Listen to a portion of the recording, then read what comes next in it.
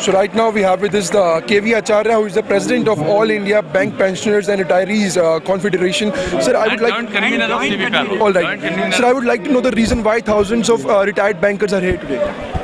Not only here, all over the country, the bank pensioners are having demonstration dharnas. It was there in Bangalore, it was there in Chennai 2 days back, it will be there in Calcutta, and here also we have done 4 times this dharna. Our long pending issues, mainly the basic pension was never revised. We get the pension on the day of retirement, even till we breathe our last. The same pension is given to us. Whereas in government, there is a regular revision with every pay commission recommendation. And in Reserve Bank of India also the pension updation has taken place, pension revision has taken place. And what we are asking is, we are asking as per the regulation. When we signed the settlement, it was told to us by the government that the pension scheme in the public sector banks and SBI and all that will be on the lines of the central government employees pension scheme. And there is a clear regulation which says that pension updation should be done.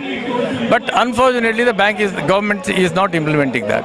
Sir, almost from the banks, almost the gross income of government is like 1,62,000 crores, something like that.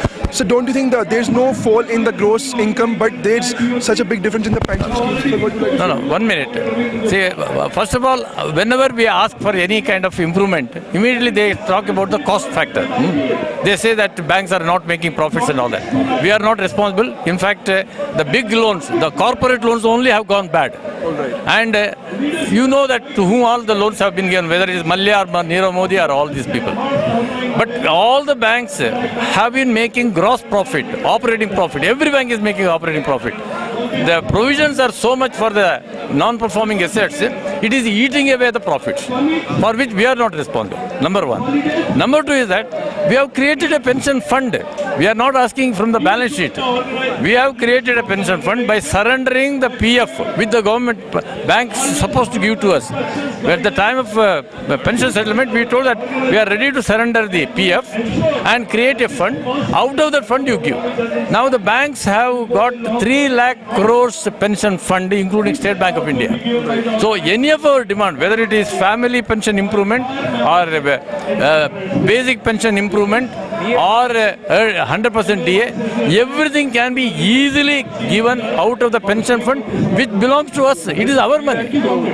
Which is 3 lakh crores. 3 lakh crores, nearly 3 lakh crores, slightly less than 3 lakh, nearly 3 lakh crores, and it will keep on increasing because every month the provisions are made, and the PF which is to be given to the employees is credited to the pension fund, and the interest on that, the yield on that is more than what is given as pension.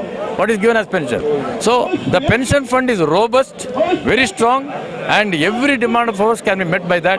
But unfortunately, they are getting into unnecessary excuses, alibis, and giving some unreasonable reasons to our reasonable demands, and unnecessarily forcing us to go to the courts. There is a senior citizen litigation policy, which very clearly tells that the senior citizens should not be harassed legally unnecessarily. Here, whatever we are asking is a legal demand. It is there as per the regulations. And to get that, if we have to go to the court and then fight right up to the Supreme Court, spending money from our pocket, banks will engage their own lawyers, paying lakhs of rupees. We don't have that money to fight. So did you give any notice to the court before? We have met the finance minister. Not once, twice. Jaitley ji ko humne mile the. Then we had gone to the IBA, Indian Banks Association. We had met them. We had explained to them. We have also talked to all the chairmen of the banks. We have given representations. Even to the ministry we have come and given representation.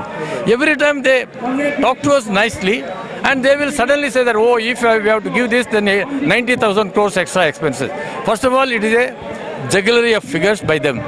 First of all, it is not a correct figure. We are ready to sit with them. The actuarial investigation, if it is done, we are ready to come with the figures, and we can very well prove that within the funds it can be given. So let there not be an impression that by giving, meeting our demands, the balance sheet will be affected. Balance sheet will not be affected because the funds we have created so much, and these funds belongs to us.